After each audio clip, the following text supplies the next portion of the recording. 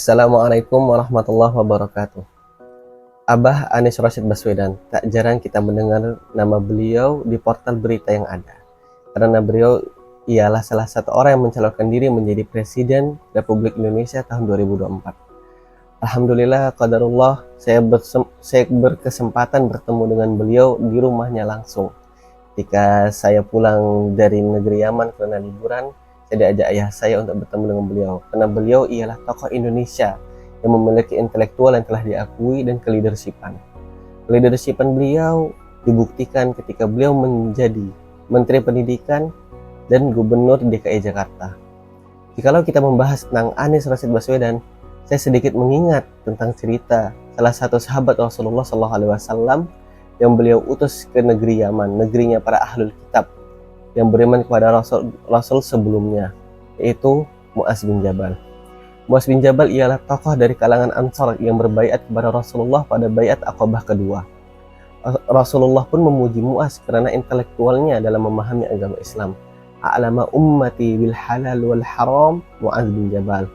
Umatku yang paling mengetahui tentang halal dan haram ialah Mu'adz bin Jabal. Mu'adz bin Jabal pun Rasulullah pernah mengutus Mu'adz bin Jabal ke negeri Yaman. Kemudian Rasulullah bertanya kepada Mu'adz bin Jabal, "Bima taqtadi ya Mu'adz?" Jikalau datang kepadamu suatu perkara, maka dengan apa engkau menentukan hukum tersebut? Mu'adz bin Jabal, "Bikitabillah." Saya akan menentukan hukum dari masalah tersebut dengan kitab Allah, yaitu Al-Qur'anul Karim. Kemudian Rasulullah pun bertanya lagi, "Fa illam tajid fi kitabillah?" Dan jikalau kamu tidak dapat menentukan hukum tersebut di Al-Qur'anul Karim, Mu'adz pun menjawab, "Bi sunnati Rasulullah." Saya akan menentukan dengan sunnah Rasulullah, itu hadis-hadis Rasulullah. Kemudian ditanya lagi, "Wa illam tajid fi sunnati Rasulillah?" Jikalau engkau tidak menemukan di hadis-hadis Rasulullah. Dan disinilah kita dapat mengerti intelektualan Mu'adz bin Jabal. Ajtahid bi ra'yi wala alu. Saya akan berijtihad dengan pemikiran saya, dengan pemahaman saya terhadap agama Islam, dan saya tidak akan berlaku sia-sia.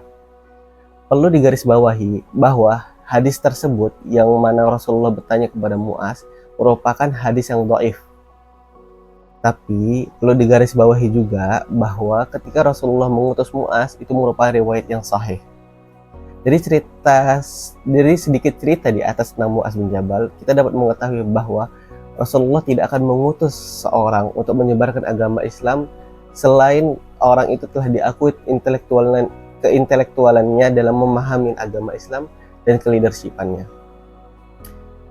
Dan sebagai akhirul kalam, kalimat terakhir, marilah kita sama-sama berdoa dan berharap kepada Allah Subhanahu wa taala agar Indonesia terus mencetak orang-orang dengan intelektual yang baik dan keleadershipan yang baik juga untuk kedepannya agar Indonesia menjadi lebih baik. Assalamualaikum warahmatullahi wabarakatuh.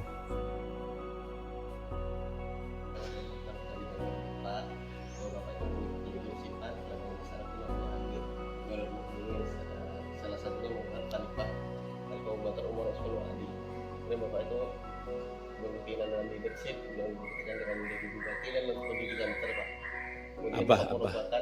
Abah Anies merupakan intelektual Indonesia, sehingga dua hal ini merupakan fondasi penting dalam menjadi kepemimpinan di Indonesia.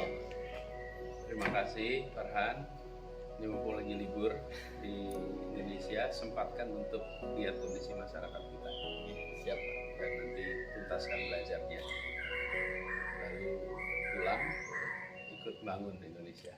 Ya, siap. Dan ketika di sana bergaul dengan pelajar-pelajar, mahasiswa, jangan hanya dari Indonesia, bergaul dari yang luar Indonesia, pasti biar punya jaringan yang luas. Ya, itu para ya.